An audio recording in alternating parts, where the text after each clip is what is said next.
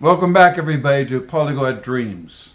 In recent years, I've been to the Philippines a lot for scuba diving and surfing. A number of years ago, I started studying Tagalog, and I noticed right away that the grammar seemed much more complex and challenging than that of Indonesian and Malay, even though they are of the same language family. I even made a video about that, and it turned out to be pretty popular. There are also a number of other videos on Tagalog or Filipino on my channel. But now that I'm also studying Cebuano, I thought let's compare Tagalog with Cebuano side by spotting the patterns, word order, affixes, particles, and shared vocabulary. This way we can learn faster and more effectively, whether you're coming from Tagalog or Cebuano, or even if you're a Pinoy who doesn't speak Cebuano, this breakdown will still help. It shows what transfers easily and what doesn't, so you can build confidence quickly. Okay, let's get started. The first slide compares the personal pronouns in the two languages. Those are in red indicate that they're exactly the same. You'll see three categories here. One is absolutive. That's when the personal pronoun is the actor in an actor-focused verb. And then we have the genitive case and then the oblique case. You see down at the bottom I've indicated that the ang is a star, the nominative case or subject of the sentence, and the ng, genitive, is used with of or by, and then the oblique case, when you have to, at, in, for, etc. Furthermore, when a thing or place becomes the star or the main subject or the focus of the verb, then the doer moves to the oblique case. I know it sounds quite complicated if this is your first time looking at these languages, but I just wanted to give you an overall view. Here I would like to explain why sa appears in the Tagalog oblique forms. Sa is the oblique case marker. It marks goals, recipients, beneficiaries, locations, time, etc. For example, the English equivalent would be to, for, at, in. It's separate from the pronoun and it must precede it. Sa akin, sa iyo, sa kanya, etc. With proper names, the oblique marker surfaces as kai for singular and kina for plural. Kai Maria, kina Maria at Juan. Now if you drop sa, then it changes meaning. Sa akin means to, for, at me. However, without the sa, it's just akin, the independent possessive, mine. Also note that the two languages have two forms of we. One is inclusive and one is exclusive. If I say the inclusive we, that includes the person I'm talking to. This is like in Indonesian, where kita is the first person plural, we, inclusive, and kami, exclusive. It's the same as in Cebuano. However, in Cebuano, there are predicate clitics. In other words, when the we pronoun is not in the first position, like a verb, subject, object type sentence, be in the second position, then it's abbreviated to ta and mi. In Tagalog, the we inclusive is tayo, not kita. Kita exists in Tagalog, but it's not we at all. Kita is a very interesting fused clitic, meaning I, something to you. Think of it as I, verb you, I, verb for you. For example, mahal kita is how you say I love you, where mahal is a verb and kita is this I, verb you. Now I'd like to talk about Cebuano's actor clitics, post-predicate, meaning coming in the second position after the verb. So verb, subject, and if there's an object, verb, subject, object. They don't have special one-word counterparts in Tagalog except for the second person singular, ikaw versus ka.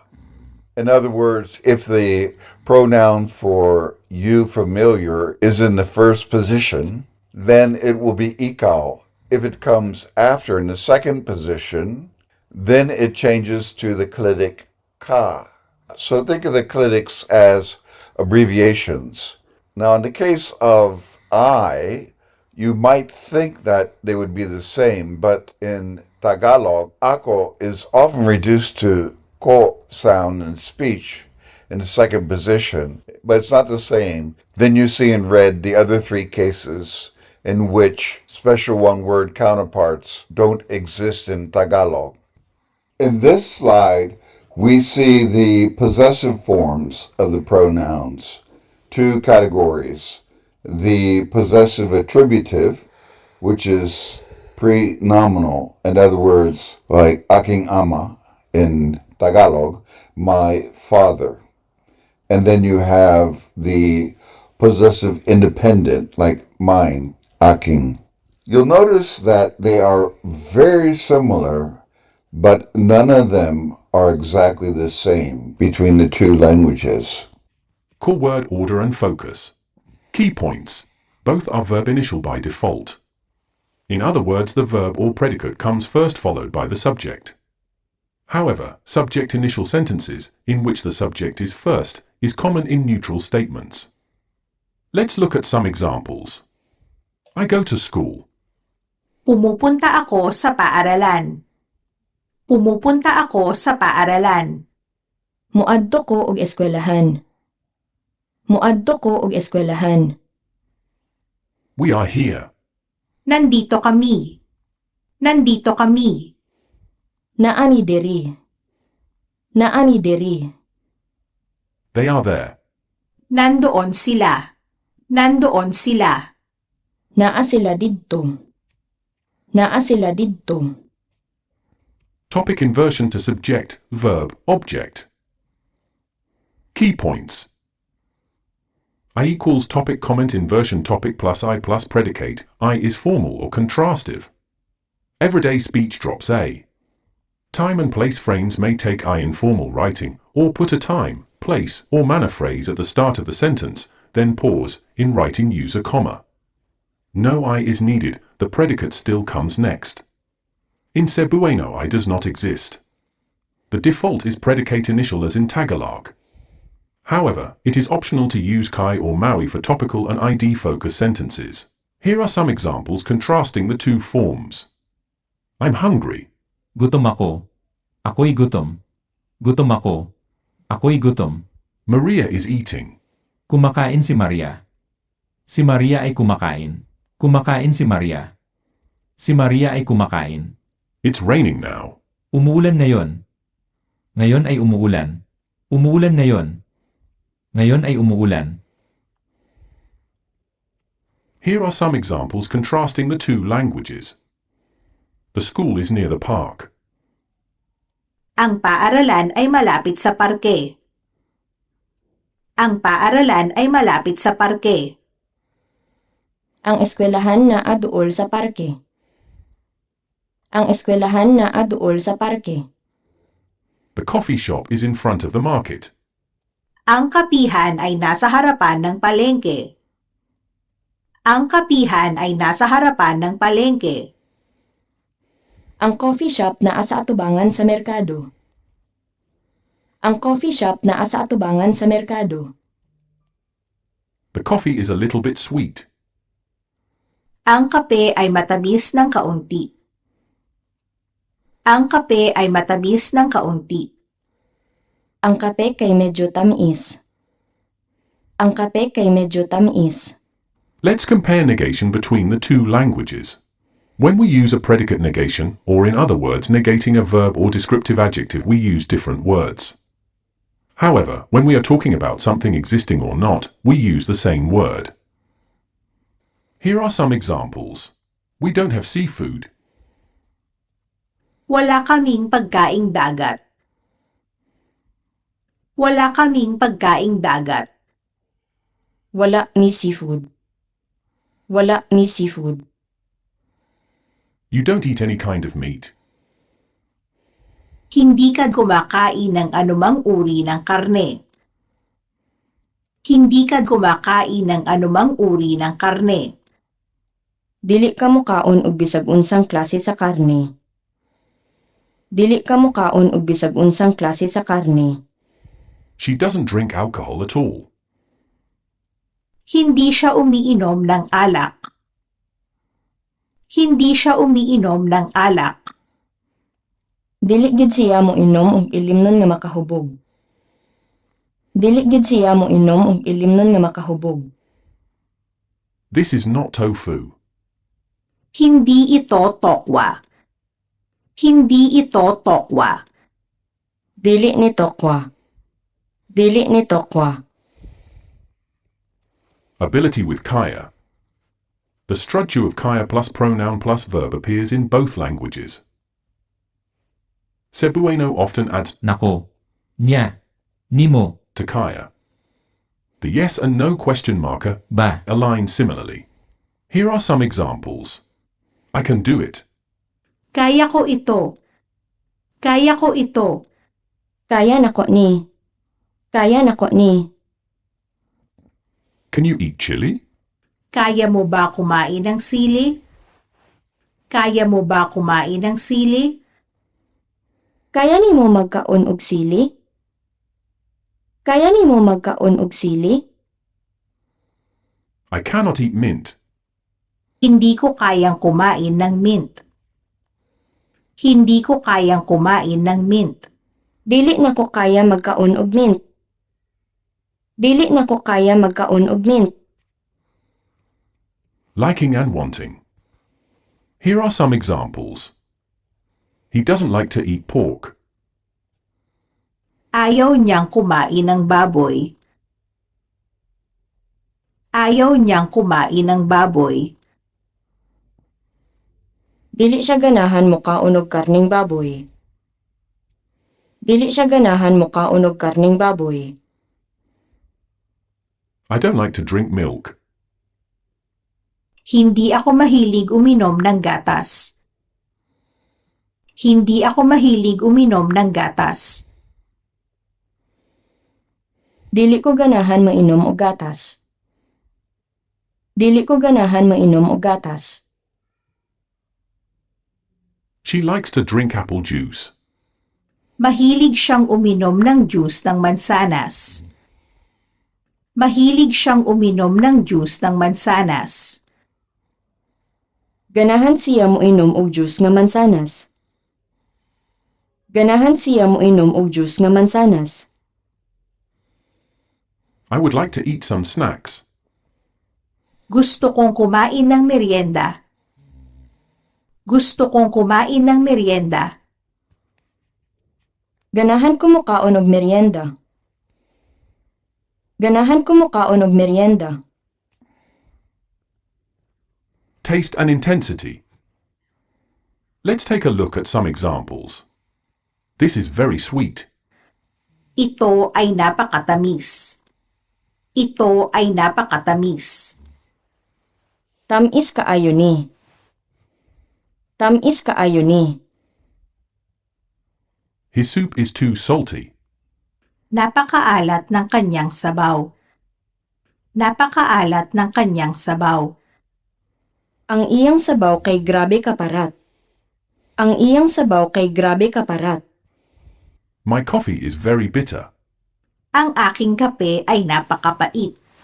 Aking kape ay napakapait. Ang akong kape kay pait kaayo. Ang akong kape kay pait kaayo. Quantities and containers. Let's take a look at some examples. The watermelon weighs 1 kilogram. Ang pakwan ay may timbang na 1 kilo. Ang pakwan ay may timbang na 1 kilo. Ang pakwan mo timbang og 1 ka kilo. Ang pakwan mo timbang og 1 ka kilo. 5 oranges weigh 1 kilogram. Ang 5 kahel ay may timbang na 1 kilo. Ang 5 kahel ay may timbang na 1 kilo. Ang 5 ka orange mo timbang og 1 ka kilo. Ang 5 ka orange mo timbang og 1 ka kilo. She wants to buy a box of pears. Nais niyang bumili ng 1 kahong peras. Nais niyang bumili ng 1 kahong peras. Gusto niya mo kaon og 2 ka peras. Gusto niya mo kaon og 2 ka peras. Requests and politeness. Please come in. Pakiusap, pwedeng pumasok. Pakiusap, pwedeng pumasok. Palihog sulod. Palihog sulod. Please sit here. Pakiusap, maupo ka rito. Pakiusap, maupo ka rito. Palihog lingkod dinhi. Palihog lingkod dinhi. Please order food. Pakiusap, mag-order ka ng pagkain. Pakiusap, mag-order ka ng pagkain. Palihog order og pagkaon. Palihog order og pagkaon. Location and existentials. We are in the park. Nasa parke kami. Nasa parke kami. Naami sa parke. Naami sa parke. The bookstore is opposite the school. Ang tindahan ng aklat ay katapat ng paaralan. Ang tindahan ng aklat ay katapat ng paaralan. Ang tindahan sa libro naa atbang sa eskwelahan. Ang tindahan sa libro naa atbang sa eskwelahan. The bus stop is on the main road. Ang babaan ng bus ay nasa pangunahing kalsada. Ang babaan ng bus ay nasa pangunahing kalsada. Ang hununganan sa bus naa sa highway. Ang hununganan sa bus naa sa highway. The dictionary is between the newspaper and magazine. Ang diksyonaryo ay nasa gitna ng dyaryo at magasin. Ang diksyonaryo ay nasa gitna ng dyaryo at magasin. Ang diksyonaryo naa taliwala sa dyaryo ug magasin. Ang diksyonaryo naa taliwala sa dyaryo ug magasin. Well, I hope you learned a lot from this video. Now, I would like to talk a little bit about my memoir, A Life in 30 Languages, which you can find at polyglotdreams.com. If you would like to know more about my experience over the past 5 decades, learning and using more than 30 languages around the globe, with adventures in 101 countries so far, then please visit my website, polyglotdreams.com. There you will find my memoir, A Life in 30 Languages, translated in various languages and integrated with audio and dual readers to offer a great way to improve your target languages. Thank you for listening and see you in the next video.